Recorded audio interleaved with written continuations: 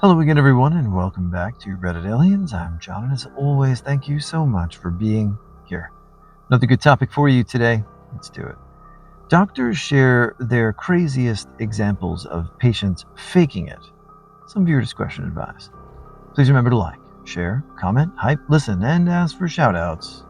Coming one today, and subscribe.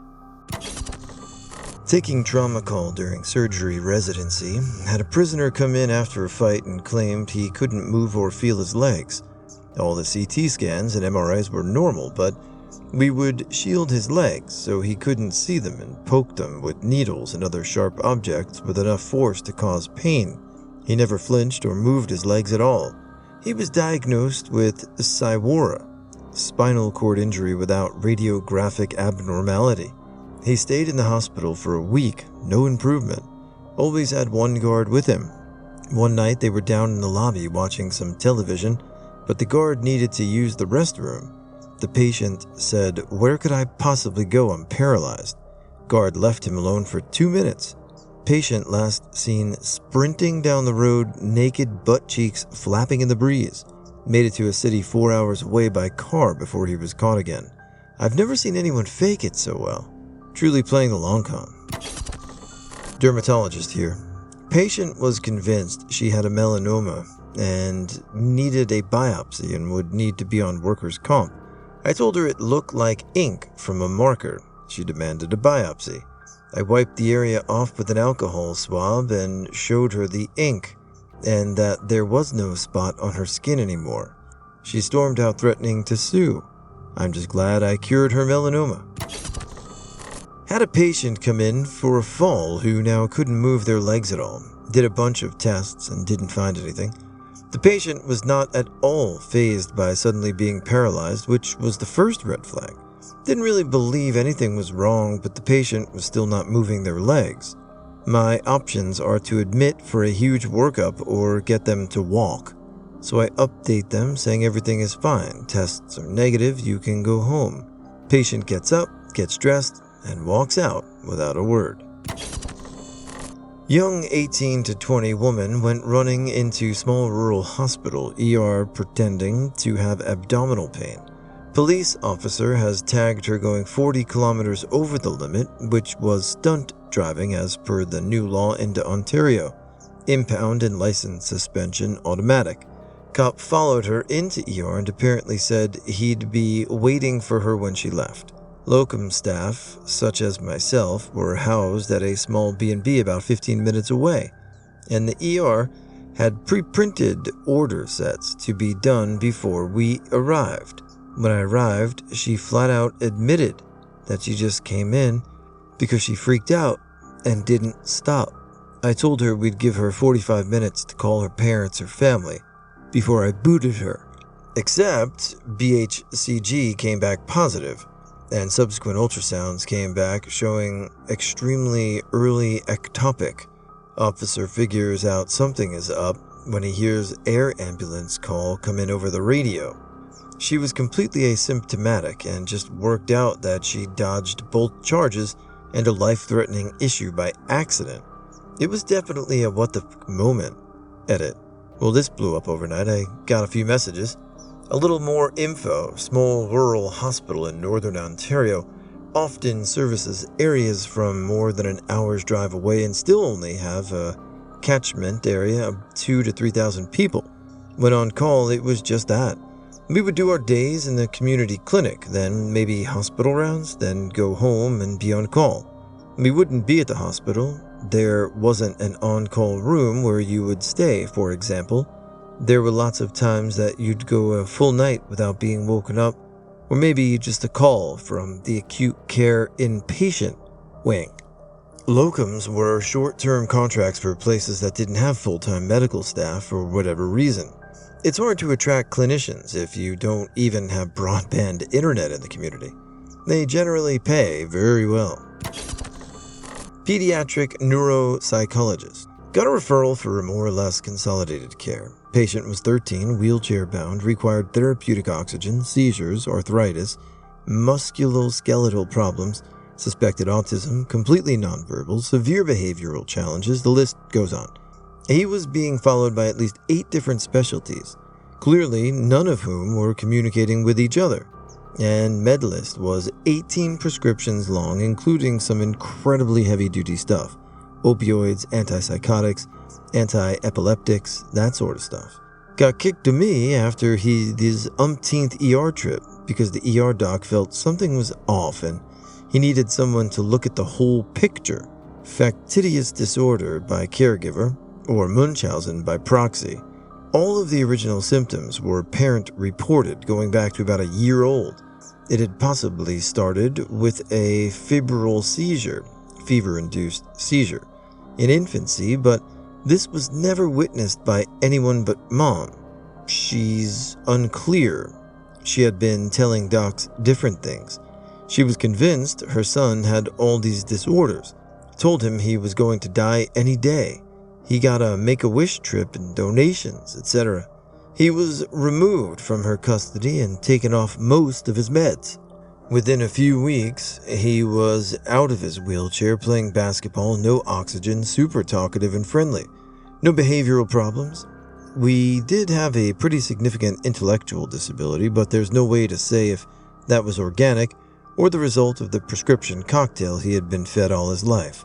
Hopefully, with some good therapy and a stable home, he can continue to make progress. Physical therapist here. Working mom comes into the clinic with her infant in a stroller. She's limping like she's got a nail in her foot, wincing in pain and tears in her eyes. She's crying during her visit with the PT. None of us think she's faking it. She limped out of the clinic. I glanced out the window and saw this woman bounding down the sidewalk, hips swaying, full stride, going places. We were all fools. My brother was an EMT for 2 years and he told me this. People will try to use the ambulance as a means for transportation from Fulton to Oswego because the hospital is in Oswego by faking seizures. Sometimes when the head EMT guy was feeling fun and knew that the person was faking, he'd say something like, "Man, it's weird that he's having seizures but not peeing himself." Apparently the person would kind of snap out of it for a second, weigh up the repercussions, then either pee themselves or stop faking. I thought that was hilarious. This patient comes in for back pain with weakness of the legs, gets a full workup with MRI, standard blood work, and then some immunological things to look for stuff like myasthenia gravis. No neurological or immunological explanation for the weakness. Patient is seen by physical therapy and they are of the opinion that the patient is holding back intentionally. Go to see the patient at the end of the day and prep them for discharge. Patient is infuriated that they're being discharged, yelling and screaming about how they aren't better, how they're disappointed in the institution, blah blah blah. They said one particular thing that still clearly stands out 3 to 4 years later. "I can't believe you're sending me home already. I haven't even told my family I'm here, and now you're going to send me home before they even have the chance to see me?" My attending and I leave the room to arrange things with the nurses. We go back in and the patient is out of the bed and standing up in the middle of the room. Miraculously, the patient is able to walk with zero assistance, when they had so much difficulty with any assistance over the previous 2 days. At that point, they were enraged. We went into the room without knocking. They were discharged home after a conversation regarding abuse of medical services. All right, on a medical journey, want to give a great shout out to one of our listeners, Remorse3, and his wife Dana, on giving birth to their beautiful new baby. So congratulations, guys. Hopefully the birth went smoothly and mom and baby and are doing great. I'm looking forward to hearing more from you guys. Have a great day. Had a patient when I was an intern feigning blindness. She would constantly be playing on her smartphone, only furiously trying to hide it when someone from the care team came into her room. The best was when my attending one day strolled past her room and threw his hands up in a highly exaggerated "hello" wave. She started to throw her arm up but caught herself halfway through, then threw her hand back into her lap and pretended to be staring off into nothing. Nurse for an ophthalmologist here had a 21-year-old new patient claiming to be completely blind from a sudden and severe glaucoma diagnosis from a previous unknown doctor. Would feel around while walking. Tried to keep eyes rolled back into his head, the whole 9 yards. He said he's a famous YouTube rapper that is now unable to make videos or earn a living. I exclaimed to have heard of him before and very excitedly asked him to search and show me his YouTube channel on my phone so that I could subscribe. He took my phone out of my hand and effortlessly found the YouTube app and typed away in the search bar.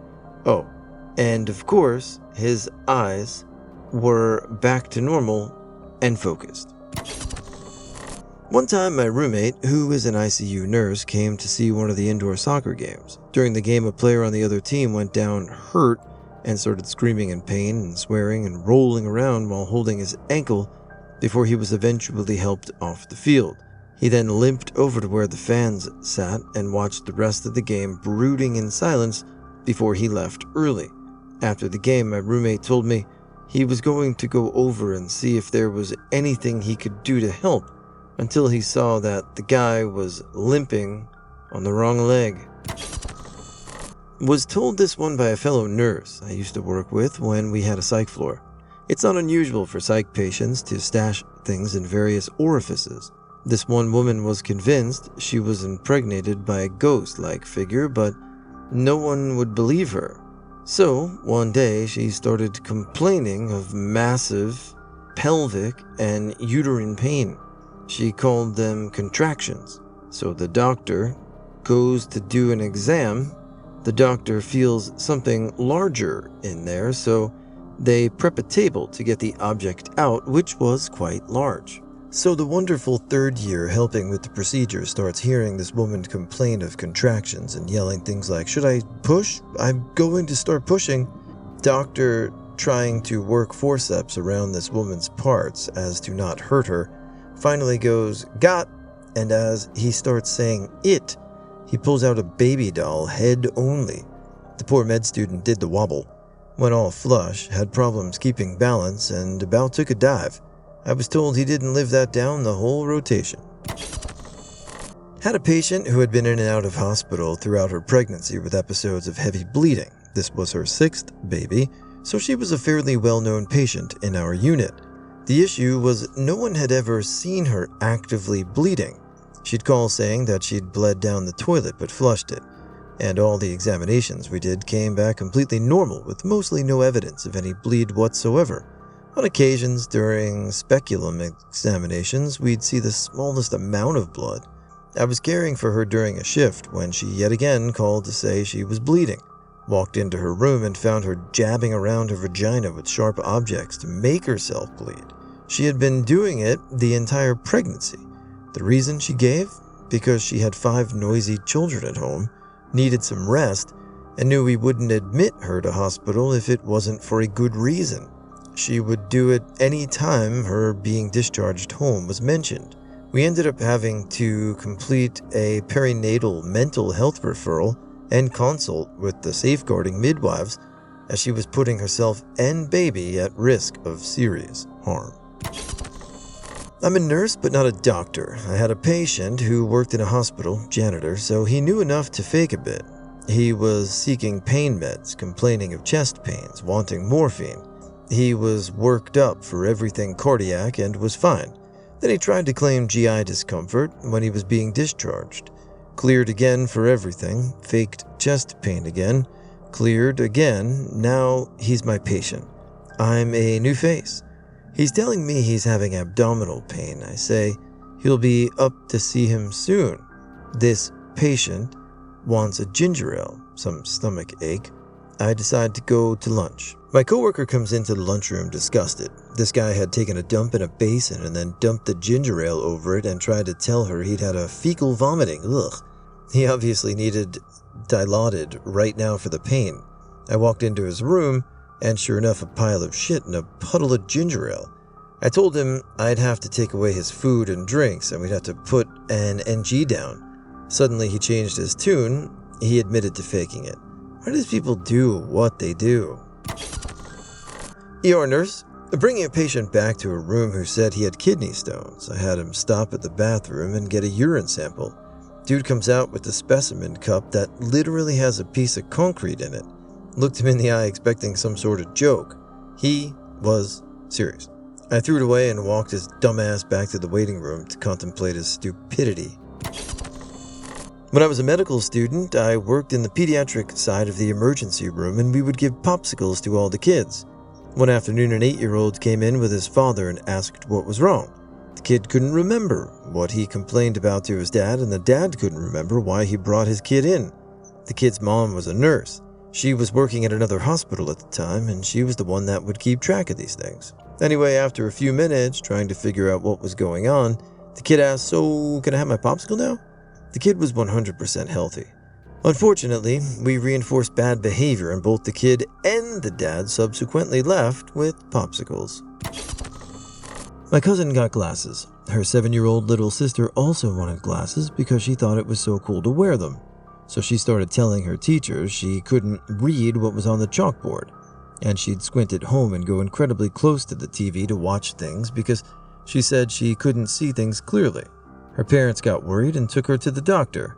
She read everything wrong on the vision test. Everyone seemed convinced that she needed glasses, but the doctor was a little concerned because the tests indicated she needed really thick glasses, and usually that wasn't the case unless there was a family history of vision issues. Her parents both had 20/20 vision, and her sister only had an astigmatism. They all realized she was faking it. So the doctor told her parents in front of her that she'd need some pretty intense eye surgery so she'd be able to see without glasses. They even wheeled in a machine to make it convincing to say they could do the surgery right then and there. She freaked out, confessed to faking it all, and started to cry. She got grounded for a while. Years ago, I had a patient who had been rear-ended into an auto accident a few weeks before I saw her. She had a history of lupus. She was decked out in the usual I'm crippled paraphernalia, crutches, neck brace, elbow brace, wrist brace, knee brace, and could barely walk. I saw her a couple of times and she showed no improvement. One Saturday I was on a call, but I had to take a back streets route to the hospital because of an event taking place on the main thoroughfare. I apparently drove through her neighborhood because, wonders behold, there she was wearing old lady spandex power walking down the sidewalk, holding weights in both hands. I did not call out to her. Next week, she was back in clinic with her I'm crippled getup on again. A few weeks later, I get the subpoena for the deposition, and it all becomes clear. Audiologists, hearing specialists, have worked in private sector with legal claims and with the VA handling veterans' claims of hearing loss. With those two populations, having people faking hearing loss is pretty common. Now, as a professional, for me, the hearing test starts when I call the person's name from the waiting room. In a normal voice, I call them. If they answer, I already know that they're normal, no worse than mild loss. This was the case with this guy. He answered, then came in. We had a normal conversation, so case history over, time to test. I give the instructions over the headphones at a reasonable 50 decibels dB. Raise your hand when you hear the tone. 50 dB tone should be easy and clear, but he doesn't raise his hand. I go up and up and up. Finally, I'm putting 100 dB tone in his ear. He's flinching from pain, it's so loud, but he doesn't raise his hand to indicate he's hearing the tone, even with re-instructions. I immediately know what I'm dealing with. I've taught entire classes on how to spot and try to get estimated true results from people trying to fake it. Long story short, I wrote a damning report outlining all of his inconsistencies and faking behaviors. The thing that made this one so memorable is that we had such a pleasant conversation before.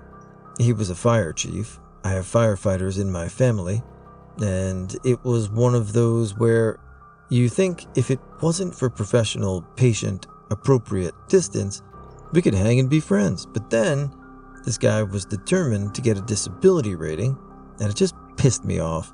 I have other stories in case anyone is interested, but it's likely this comment gets buried. You made it. 4th year medical student. On my ER rotation, and a trauma came in from a woman that had been arrested. During the drive, the patient banged her head 4 times against the window of the police car and then went unresponsive. She came to us with a bruise over her forehead and unresponsive. We all smelled BS, but the patient was a great actor. Didn't even flinch during the digital rectal exam, which is standard for all patients that come in through the trauma bay, though some of the nurses said that they caught her peeking at us when would leave the room. We ended up getting a CT scan, which was normal, and was even considering intubating her to secure her airway when our attending finally walked over to her, opened her eyelids and held them open while telling her to wake up. Finally, she started fighting to close her eyes, and the jig was up. The doctor called her out, and she was proceeding to start screaming at us. She was much more pleasant when she was pretending to have a brain injury. I had a patient when I worked in an ICU that was sedated and on a vent. A family member showed up out of nowhere and was staying day and night. I got pretty suspicious of them because they were clearly lying about knowing the person. Just talked to the fake family member about how it must have been sad since they just celebrated their birthday a week or so before getting ill. This person said it was a wonderful party and such, to which I replied their birthday hadn't occurred yet and wouldn't for months. Turned out, when security came, it was a homeless person who snuck in and found a room with a sedated patient and decided to make it a place to stay. Needless to say, security to enter the ICU was absolute shit. 30-year-old woman came to the ED with such excruciating belly pain, paralyzed. Oh God, it hurts when you press there. Must have oxycodone now. ED doc said if she can get out of the ED bed and do 20 jumping jacks, we can give her the oxy. She did 20 jumping jacks, then got kicked out of the ED. I'm an EM doc, lots of weak pseudo-seizure stories I tell. Those are fairly common. Some of those people are straight up seeking IV benzos, but most are people with seizure disorders who have some psych issues and are coming by it honestly. They're just sad, confused people who don't know how to handle stress for the most part. I've seen all sorts of weird people faking symptoms. The most devious was a guy I'll call Steve. Steve had to be in the medical field somehow, probably a nurse or tech. He was fairly tall and skinny. He claimed to have Marfan syndrome, a rare connective tissue disease that makes you tall and skinny and puts you at a higher risk for an aortic dissection. You can think of aortic dissections as the main pipe carrying blood starting to break. They're bad. Steve didn't only claim to have Marfan's. He stated that he had a dissection in the past, and it was done by Dr. BFD at BFD Medical Center, real surgeon and real institution. I'm removing the name. He then would come in with a classic story for dissection. He'd say he had a tearing chest pain radiating to the back. Steve took it to the next level. He'd flex his arm when the blood pressure cuff was on one arm, then relax on the other. This caused vastly different blood pressure readings in each arm, and this is another way, or classically taught finding in dissection. In addition to this, the bastard would say that he had an anaphylactic reaction to contrast dye. He did this in an attempt to force us to pre-treat him with Benadryl and steroids, which took 8 hours. During those 8 hours, he'd request opiates after opiates before getting his CTA done. He also would get nauseated and request the surgeon. For those who didn't know, IV dilaudid, Feigned, and Benadryl is the best ride the hospital can really put you on. They all pretend of each other. Highly reviewed by opiate junkies everywhere. I got Steve on his 3rd visit. The 2 prior visits showed no dissections. Steve was dumb enough to come in during normal business hours and I managed to get a hold of this surgeon. Surgeon said he'd never taken care of this guy and that he'd gotten multiple calls about him. I still offered the CTA to the patient. I told him he'd be getting 0 opiates though. He left in a fit. Steve, no one has seen his face. I'm sure he's at some new hospital now.